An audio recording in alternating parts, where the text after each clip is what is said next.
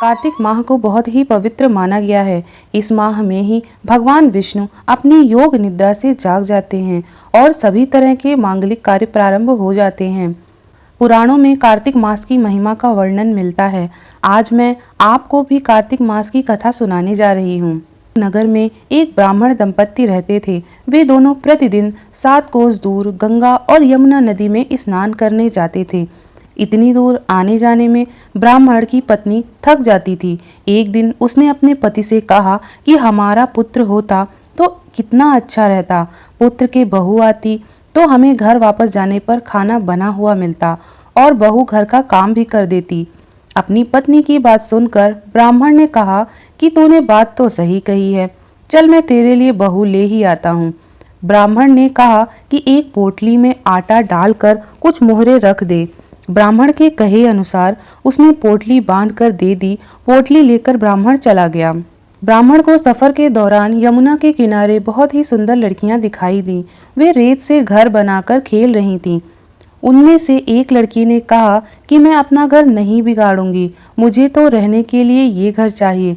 लड़की की बात सुनकर ब्राह्मण मन ही मन सोचने लगा कि बहू बनाने के लिए यही लड़की उचित है। जब वह लड़की जाने लगी तो ब्राह्मण भी उसके पीछे पीछे उसके घर तक चला गया। वहां जाकर ब्राह्मण ने उस लड़की से कहा, बेटी, कार्तिक मास चल रहा है, इसलिए मैं किसी के घर खाना नहीं खाता। मैं अपने साथ आटा लेकर आया हूँ। तुम अपनी माता से पूछो कि क्या वह मेरे लिए आटा छानकर 4 रोटी बना देगी। यदि वह मेरा आटा छानकर रोटी बनाएगी तो ही मैं रोटी खा लूँगा। लड़की ने जाकर अपनी माँ को ये सारी बात बताई। माँ ने कहा, उचित है, जाकर ब्राह्मण देव से कह दो कि वह अपना आटा दे दें, मैं रोटी बना दूंगी। जब वह आटा छानने लगी तो आटे में से मोहरें निकली। वह सोचने लगी कि जिसके आटे में इतनी मोहरें हों उसके घर में कितनी मोहरें होंगी।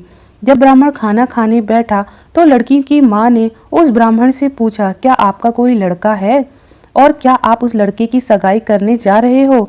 यह सुनकर ब्राह्मण ने कहा कि मेरा लड़का तो काशी पढ़ने गया हुआ है, लेकिन यदि तुम कहो तो खांड कटोरी से विवाह करके तेरी बेटी को अपने साथ ले जाऊं। लड़की की माँ ने कहा, ठीक है ब्राह्मण देव। इस पर लड़की की माँ ने लड़की की खांड कटोरी से शादी करके ब्राह्मण के साथ भेज दिया। ब्राह्मण ने घर आकर कहा, रामू की माँ, दरवाजा खोलकर देख, मैं तेरे लिए बहू लेकर आया हूँ। ब्राह्मण की पत्नी भीतर से ही बोली, हमारे तो कोई बेटा नहीं है, तो बहू कहाँ से आई। दुनिया ताने मारती थी, अब आप भी मारने लगे। ब्राह्मण ने कहा, तू दरवाजा तो खोल कर देख। जब ब्राह्मणी ने दरवाजा खोला तो सामने बहू को खड़ा देखा। उसने बहू का स्वागत किया और आदर सत्कार से अंदर ले आई। अब जब ब्राह्मण अपनी पत्नी के साथ नदी स्नान करने जाता तो पीछे से बहू घर का सारा काम करके और खाना बनाकर रखती। वह उनके कपड़े धोती और रात को हाथ पैर भी दबाती थी।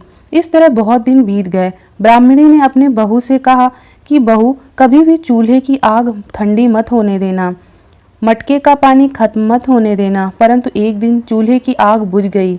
यह देखकर बहू घबरा गई और भागी भागी अपनी पड़ोसन के पास गई और कहा कि मेरे चूल्हे की आग बुझ गई है, मुझे थोड़ी आग चाहिए। मेरे सास ससुर सुबह 5 बजे से गए हुए हैं, वह थके हुए घर आएंगे, इसलिए मुझे उनके लिए खाना बनाना है। यह सुनकर पड़ोसन ने कहा कि तू तो बावली है, तुझे यह दोनों मिलकर पागल बना रहे हैं। उनके कोई पुत्र नहीं है, यह निसंतान है। बहू ने कहा, नहीं, ऐसा मत बोलो, इनका बेटा तो बनारस काशी में पढ़ने गया हुआ है। इस पर पड़ोसन ने कहा कि यह तुझे झूठ बोलकर लाए हैं, मेरी बात सच मान, इनके कोई बेटा नहीं है। अब बहू पड़ोसन की बातों में आ गई और कहने लगी कि अब आप ही बताओ मैं क्या करूं। पड़ोसन ने कहा कि करना क्या है, जब तुम्हारे सास ससुर आए तो जली हुई रोटियां बना कर देना और बिना नमक की दाल बना कर देना। खीर की करछी को दाल में और दाल की करछी को खीर में डाल देना। पड़ोसन ने उसे अच्छे से सिखा पढ़ा दिया। फिर जब उसके सास ससुर घर आए तो उसने ना तो उनका आदर सत्कार किया, ना ही उनके कपड़े धोए। जब उसने सास ससुर को खाना दिया तो सास ने बोला, बहू, आज यह रोटियां जली हुई क्यों हैं और दाल भी अलुनी है। तब बहू ने पलटकर कहा कि एक दिन ऐसा खाना खा लोगे तो कुछ बिगड़ नहीं जाएगा तुम्हारा। सास ससुर को खरी खोटी सुनाकर वह फिर से पड़ोसन के पास गई और बोली कि अब आगे क्या करना है। पड़ोसन ने कहा कि अब तुम सातों कोठों की चाबी मांग लेना। अगले दिन जब वह स्नान करने के लिए जाने लगी तो बहू अड़ गई कि मुझे तो सातों कोठों की चाबी चाहिए। तब ससुर ने कहा कि इसे चाबी दे दो। तब सास ने बहू को चाबी दे दी। सास ससुर के जाने के बाद जब बहू ने दरवाजे खोले तो देखा कि किसी में अन्न भरा है, किसी में धन भरा है, किसी कोठे में बर्तन पड़े हैं। जब उसने सबसे ऊपर का 7वां कोठा खोला तो देखा कि शिवजी, पार्वती माता, गणेश जी, लक्ष्मी माता, पीपल पथवारी, कार्तिक के ठाकुर, राई दामोदर, तुलसी जी का बिड़वा, गंगा यमुना और 33 कोटि देवी देवता विराजमान हैं। वहीं एक लड़का चंदन की चौकी पर बैठा माला जप रहा है। यह सब देखकर उसने लड़के से पूछा कि तुम कौन हो? तब लड़का बोला, मैं तेरा पति हूँ, अभी दरवाजा बंद कर दे, जब मेरे माता पिता आएंगे तब दरवाजा खोलना। यह सब देखकर बहू बहुत प्रसन्न हुई और 16 श्रृंगार सुंदर वस्त्र पहनकर अपने सास ससुर का इंतजार करने लगी। उसने अपने सास ससुर के लिए अच्छे अच्छे पकवान बनाए। जब उसके सास ससुर घर आए तो उसने उनका आदर सत्कार किया और प्रेम पूर्वक खाना खिलाया और हाथ पैर दबाने लगी। पैर दबाते दबाते बहू ने कहा कि माँ, आप इतनी दूर गंगा यमुना स्नान करने के लिए जाती हो और आप थक जाती हो, इसलिए आप घर पर ही स्नान क्यों नहीं करती हो? यह सुनकर सास कहने लगी कि बेटी, गंगा यमुना घर पर तो नहीं बहती। तब उसने कहा कि हाँ माँ जी, बहती हैं, चलो मैं आपको दिखाती हूँ। जब बहू ने 7वां कोठा खोलकर दिखाया तो उसमें शिवजी, पार्वती माता जी और सभी 33 कोटि देवी देवता विराजमान थे। वहीं चौकी पर एक लड़का माला जप रहा था।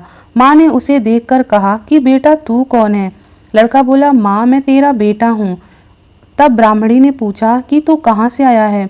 लड़के ने जवाब दिया कि मुझे कार्तिक देव ने भेजा है। माँ ने कहा, बेटा, यह संसार कैसे मानेगा कि तू मेरा बेटा है? माँ ने कुछ विद्वान पंडितों से मदद मांगी। पंडितों ने कहा, इस पार बहू बेटा खड़े हो जाएं और उस पार माँ खड़ी हो जाए। माँ ने चमड़े की अंगिया पहनी हो और छाती में से दूध की धारा निकलकर बेटे की दाढ़ी मूछ भीगे और पवन पानी से गठजोड़ा बांधे, तब मानेंगे कि यह इस माँ का ही बेटा है। उसने ऐसा ही किया। चमड़े की अंगिया फट गई, छाती में से दूध की धारा निकल बेटे की दाढ़ी मूछ भीग गई। पवन पानी से बहू बेटे का गठजोड़ बंध गया। यह देखकर ब्राह्मण और उसकी पत्नी की खुशी का ठिकाना ना रहा। तो यह थी कार्तिक मास की कथा। हे कार्तिक के ठाकुर, जैसे ब्राह्मण और ब्राह्मणी को बहू बेटा दिया, वैसे सबको देना। कार्तिक मास की कथा कहने, सुनने और हुंकारा भरने वाले सब पर कृपा करता है। आगामी व्रत और त्योहारों के लिए राजलक्ष्मी चैनल को सब्सक्राइब करना ना भूलें और बेल आइकन में ऑल का ऑप्शन सेलेक्ट करें ताकि आपको आगे आने वाले सारे नोटिफिकेशंस मिल सकें। धन्यवाद।